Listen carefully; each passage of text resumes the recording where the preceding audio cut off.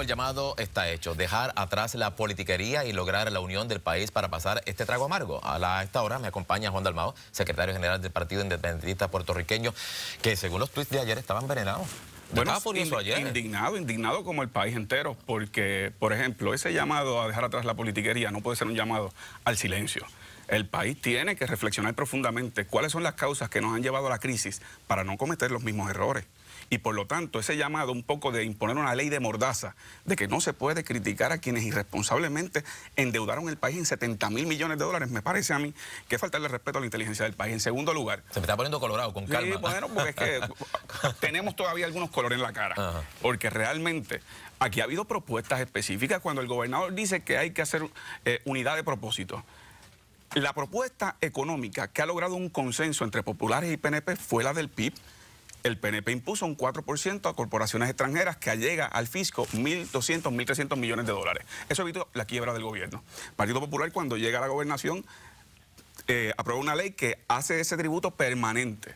El PIB ha propuesto, pues no se limita al 4%, que sea el 10%. Eso es una propuesta de consenso, pero no hay voluntad para tocar unos sectores económicos, mientras a los asalariados y los trabajadores continúan imponiéndole más medidas contributivas. Pero más allá de eso, muchas personas me han comentado, muy bien, entonces podemos entender eso del Partido Independentista, pero más allá de eso, no han visto el Partido Independentista de antaño, el que aparte de esos señalamientos podía hacer otro tipo de sugerencia, alternativas, soluciones. Vamos a hablar de soluciones.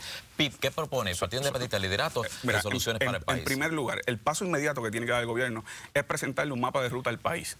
Ayer, cuando un periodista le pregunta al gobernador cuáles son las medidas que van a asumir, ¿tú le preguntaste ahora? No, eso es muy temprano para discutirlo, cuando esto es un asunto que se está trabajando hace un año de parte de este gobierno. Así que es cierto que el gobernador no es el responsable de la deuda, pero sí es responsable de no asumir medidas económicas que puedan paliar un poco la crisis, como la que yo propuse, como también lo que tiene que ver con el nombramiento de auditores en el Departamento de Hacienda para aumentar los recaudos del IVU, que tiene una captación de 54% apenas. Para usted, ¿qué es más importante en este momento? 1, 2, 3, 4, 5 soluciones. Número uno, tiene que haber un mapa de ruta. ¿Cómo se va adoptar unas medidas concretas? Entre ellas, yo creo que se debe aumentar un 10% la imposición contributiva a corporaciones extranjeras que se llenan del país en ganancias 36.000 millones de dólares.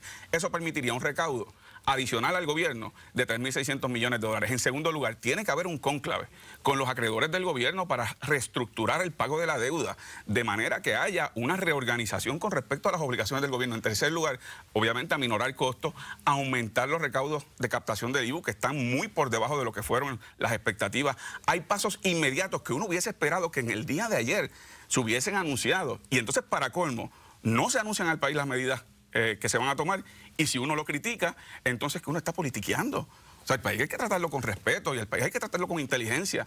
Y una de las cosas que el país tiene que ahora asumir es, ante la crisis, un nivel de reflexión, porque los que nos han gobernado en el pasado no llegaron ni de Marte, ni en una nave espacial, ni lo nombró la Divina Providencia.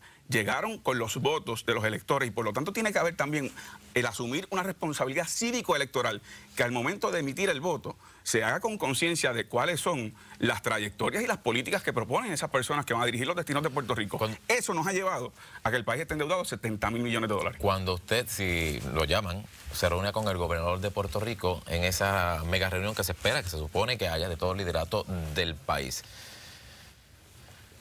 ¿con qué argumento, qué le presentaría usted inmediatamente al gobernador que no sea precisamente esa furia, esa molestia, esa inquietud, que sea una solución para el país? Como tú sabes, yo soy bastante fogoso, y particularmente cuando me indigno por lo que ha sido la actitud del gobierno ante esta crisis. Así que ciertamente con la misma fogosidad y con la misma intensidad, con el respeto de siempre, pero le voy a poner los puntos sobre las IE. O sea, aquí esas corporaciones extranjeras se llevan 36.000 millones de dólares, apenas pagan en por ciento contributivo, en promedio 2%, algunas pagan 0 porque son absolutamente exentas, mientras tú y yo y los que nos están viendo en sus hogares pagamos más de un 30% en contribuciones de ganancias de individuos. Las corporaciones puertorriqueñas pagan más de un 20%. Entonces, si nos tenemos que todos ajustar el cinturón ante la crisis, porque a algunos sectores económicos se le trata como si no tuviera cinturón, o sea, yo creo que el gobernador debe dar una explicación razonable por qué esta propuesta del PIB, que dicho sea de paso, salvó al país de la quiebra con el 4%. El 4%. O sea que si tuviéramos un 10% como propone el PIB, que es una imposición no confiscatoria ni penalizante, podemos tener una fuente de recaudo adicional. Y para colmo, el problema no es que esas empresas no pagan, esas empresas pagan.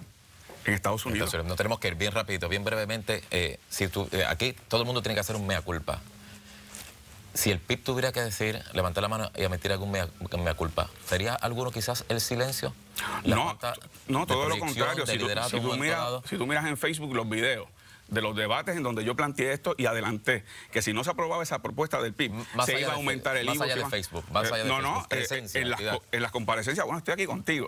En lo que fue la campaña política, lo planteé, se adelantó, está en el programa de gobierno del PIB. Ahora, el colmo del antiindependentismo es que ante la crisis donde nos llevaron los populares y los PNP, que ahora también se pretenda adjudicarle responsabilidad al PIB, que ha venido anunciando esto desde hace tiempo, desde hace décadas. Y cuando en los 80 anunciamos que se iban a ir las 9.36, tampoco se nos hizo caso. Ahí está el resultado. Y por lo tanto, yo de hecho el domingo salgo para Washington para continuar precisamente reuniones sobre lo que está ocurriendo en Puerto Rico en términos fiscales. Pero te puedo adelantar que la actitud en Washington es que esto hay que mejorarlo estructuralmente porque el modelo sociopolítico y económico no da más. Gracias por estar con nosotros. ¿Cómo no, Edward?